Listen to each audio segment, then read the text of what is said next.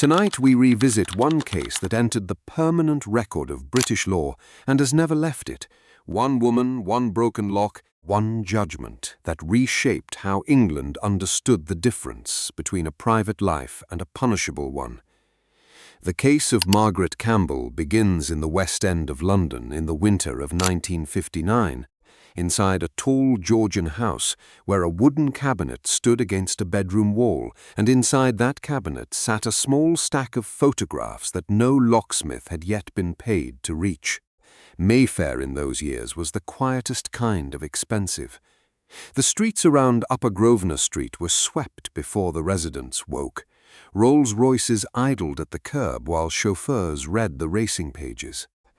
The houses were narrow and 4 stories tall, faced in brick the colour of weak tea, with black iron railings and doors that had been painted and repainted so many times the panels had gone soft at the edges. This was a district of embassies and private banks, and the sort of shop that did not put prices in the window. The people who lived here did not raise their voices. They had lawyers to do that for them. Number 48 Upper Grosvenor Street was one of these houses decorated in 1935 by the fashionable designer Siri Mogum, all pale walls and mirrored surfaces and furniture chosen to catch the light. It belonged to a woman whose face had once been on the cover of every society magazine in Britain. Her name at birth was Ethel Margaret Wigham, though no one called her Ethel. She was Margaret. And by the time the events of this story took hold, she was the Duchess of Argyll, wife of the 11th Duke, mistress of a Scottish castle and this London house both. Inside the bedroom of number 48 there stood an ordinary cabinet with an ordinary lock. Its presence was entirely unremarkable. It would not remain so. Margaret Wigham was born on the 1st of December 1912, in Newton Mearns, a comfortable suburb south of Glasgow, and she was born into new money, which in Britain has always been a more dangerous inheritance than old. Her father was George Hay Wigham, a self-made millionaire who ran the British and North American operations of the Celanese Corporation, a manufacturer of artificial silk. He was rich in the way that men who build companies are rich, which is to say the money was recent, and everyone in the drawing rooms Margaret would grow up wanting to enter knew exactly how recent it was. She was an only child, and she was raised to be looked at. From girlhood she was groomed for the marriage market of the London season, that annual procession of dances and dinners where the daughters of the wealthy were displayed to the sons of the titled. She had a stammer as a child which she worked to overcome, and by her late teens she had become something close to a national obsession. When she made her debut in 1930, she was the debutante of the year. The songwriter Cole Porter is said to have referenced her in a lyric. Photographers followed her. Newspapers printed what she wore. She was, in the language of the day, a professional beauty, admired for a face and a figure and a manner rather than for anything she had done, and she understood the transaction completely. She once described herself with a flat honesty that is easy to miss under the glamour. Always vain, she said, always a poodle, only a poodle. That and 3 strands of pearls. The pearls matter. Remember the pearls. In February of 1933, she married an American amateur golfer named Charles Sweeney at the Brompton Oratory, and the crowd outside the church was so large the traffic in Knightsbridge stopped. Her wedding dress was copied and sold in shops. The marriage produced a stillborn daughter in late 1933, and then 2 surviving children, Francis in 1937 and Brian in 1940, and it lasted 14 years before it ended in divorce in 1947. Margaret was not yet a duchess. She was a wealthy divorced woman in her 30s, still beautiful, still watched, and still, by every account, restless in a way that money could soothe but never cure. Then came the Duke. Ian Douglas Campbell became the 11th Duke of Argyll in 1949, inheriting one of the grandest titles in Scotland, the chieftainship of Clan Campbell, and the vast and crumbling pile of Inverarray Castle on the western coast. What he did not inherit was the money to keep any of it standing. This is the detail that, for me, changes everything about what follows. The Duke was a titled man without a fortune, and Margaret was a fortuned woman without a title, and when they married on the 22nd of March, 1951, each of them believed they were getting the thing they lacked. They were both wrong, and the wrongness of it would take 12 years to fully surface. I want you to understand who this woman was before the world decided who she was for her. Margaret Campbell was generous with money to the point of recklessness. She poured her father's fortune into Inverarray Castle, funding restorations, paying for a new water and heating system, underwriting the Duke's ambitions to turn the estate into something that could pay for itself. She threw parties, she kept the London house running. She was, in the accounts of those who knew her, warm, funny, snobbish, insecure beneath the polish, and desperately in need of being admired, which is not a crime, though it would eventually be treated as one. She had a habit of collecting people, of being at the center of every room, and she had a marriage that was, by the middle of the 1950s, quietly falling apart. The Duke drank. He took amphetamines, prescribed and otherwise, and the combination made him volatile and paranoid and cruel. He became convinced, correctly as it happened, that his wife was unfaithful, and he became obsessed, less correctly, with the idea that proving it would solve every other problem in his life, including the ones he had made himself.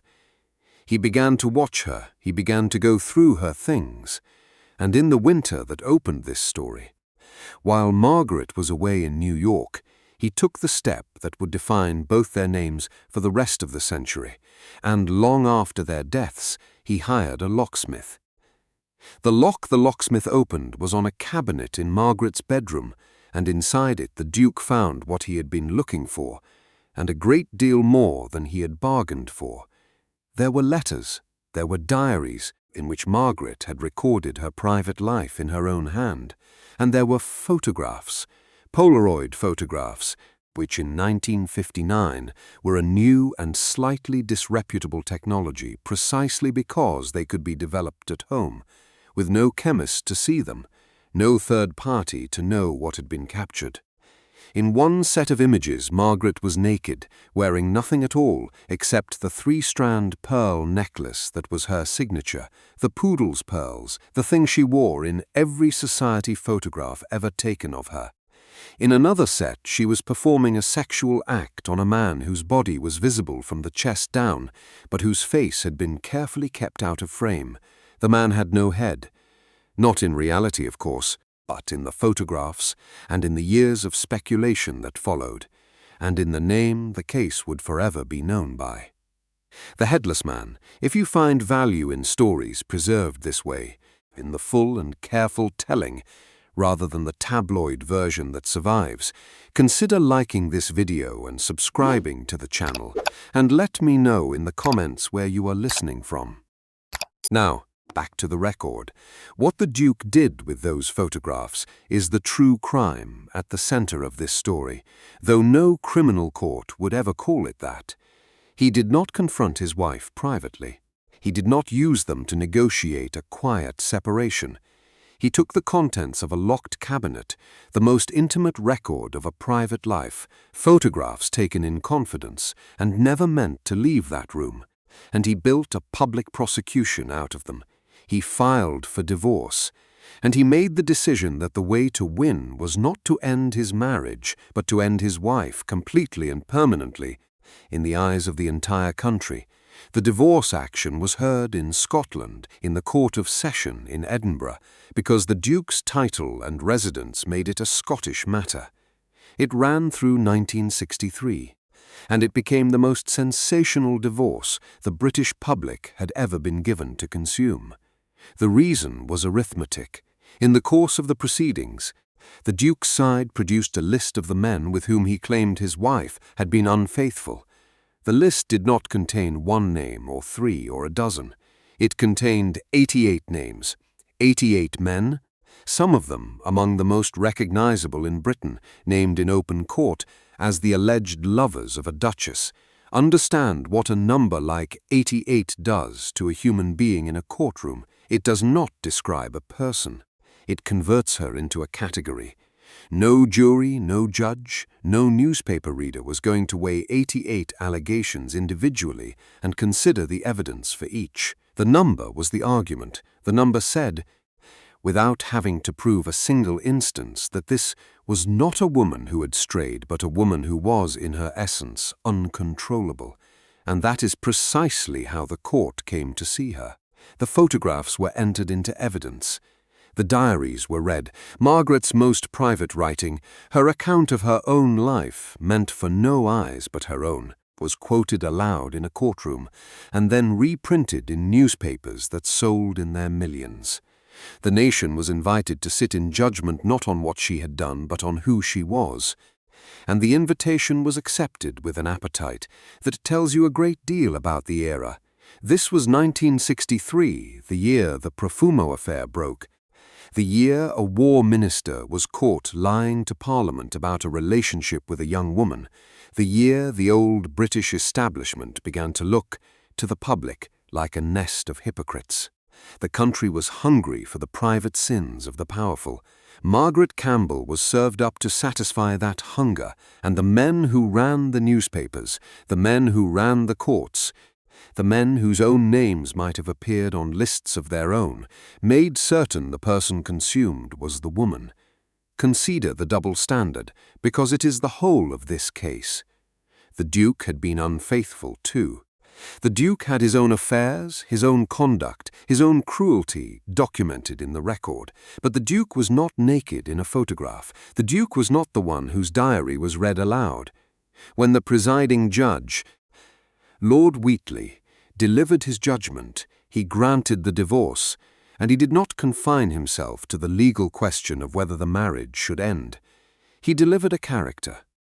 He described Margaret as a completely promiscuous woman whose sexual appetite could only be satisfied with a number of men.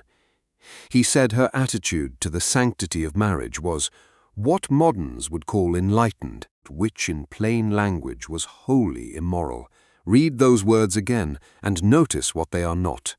They are not a finding of fact about a specific act on a specific date.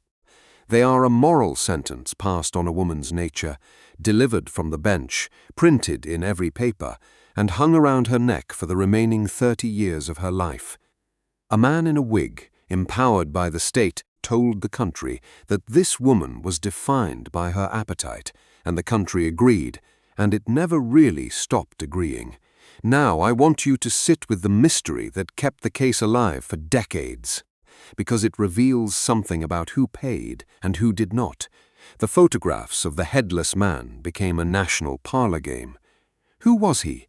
The two most persistent candidates were both men of enormous public standing. One was Duncan Sandys, a government minister, the Secretary of State for Defense, and the former son-in-law of Winston Churchill himself.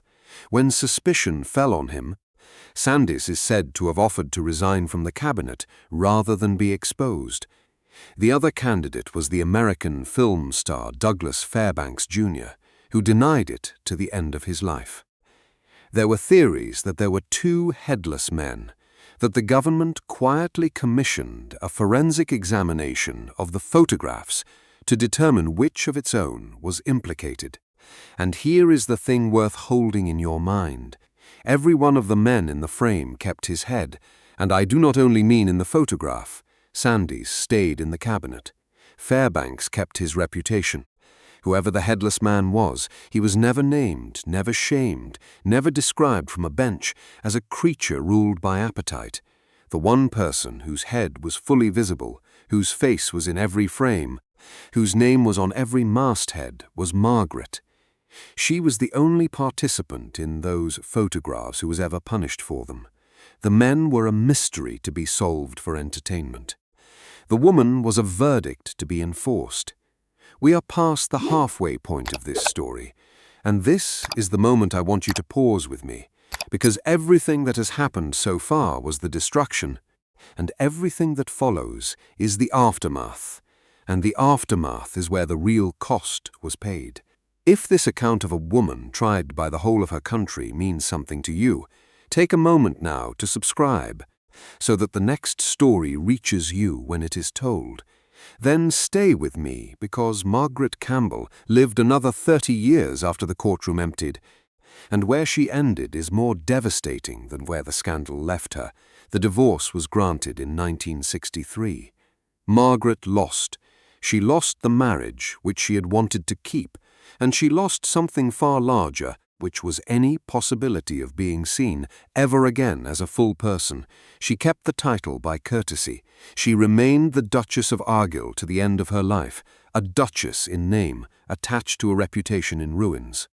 She went on living at number 48 Upper Grosvenor Street, the house Siri Maugham had made beautiful, and for a while she went on entertaining, went on appearing, went on trying to be Margaret in a world that now only saw the caricature the court had drawn. But there is a legal footnote to this case that almost no one who enjoyed the scandal ever learned. And it is the one part of this story where Margaret, in a sense, won something that outlived her. In 1964 and into 1967, the courts returned to the matter, not over the divorce, but over the diaries. The Duke wanted to publish. He had already fed the press once, and he intended to sell the intimate contents of his former wife's private journals to the newspapers a second time, for money, for spite, for the pleasure of finishing what the locksmith had begun. Margaret went to court to stop him, and she succeeded. In the case recorded as Argyll against Argyll, decided in 1967, an English court ruled that the confidences shared within a marriage, the private communications between husband and wife, could be protected by law even after the marriage had ended in bitterness. The court held that a spouse could be restrained from publishing the secrets of the marriage. It was one of the foundational decisions in the entire modern British law of confidence and privacy, cited for decades afterward, drawn upon in cases about press intrusion and personal secrets that Margaret Campbell never lived to see. The woman the court had described as ruled by appetite had, through her own ruin, helped establish the principle that a private life is a thing the law can protect. She built a shield for everyone who came after her, out of the wreckage of her own exposure. She simply never got to stand behind it herself, because the exposure was permanent and the money was not. Here is how a woman who had poured a fortune into a castle ended her life. The Wigham money, the Celanese silk money, the fortune that had bought a duke and restored his ancestral home, did not last. Margaret had been generous, to the point of self-destruction her entire life, giving, spending, funding the ambitions of a husband who repaid her by hiring a locksmith. By the late 1970s, the money was gone and the debts were not. In 1978, she was forced to leave number 48 Upper Grosvenor Street, the house that had been hers for more than 40 years, the house where the cabinet had stood. She moved into a suite at the Grosvenor House Hotel on Park Lane, keeping up appearances, still the Duchess, still dressing for dinner, still wearing the pearls. She could not pay the hotel bill either. In 1990, at the age of 77, the Duchess of Argyll was evicted from her hotel. Let that sit. A woman who had been the most photographed beauty in Britain, who had married a duke, who had restored a castle, was put out of a hotel room because she could not settle the account. She spent her final years in a nursing home in Pimlico, in reduced and difficult circumstances, her memory failing, her fortune spent, her name still attached in the public mind to 88 men, and a headless photograph and a judge's verdict on her appetite. Margaret Campbell died on the 25th of July, 1993, in that Pimlico nursing home, following a fall at the age of 80. She died, in the plain word used by those who recorded it, in penury. She was buried at Brookwood Cemetery in Surrey, and here is the final irony, the one the whole story bends toward. She was not buried beside the Duke whose name she carried to the grave, the man who had broken into her cabinet and read her diaries to the nation. She was buried beside Charles Sweeney, the American golfer she had married 60 years earlier, in the crowd-stopping wedding at the Brompton Oratory, back when she was 20 and the future was still a thing that could go any way at all. So what does this case reveal about the world that produced it?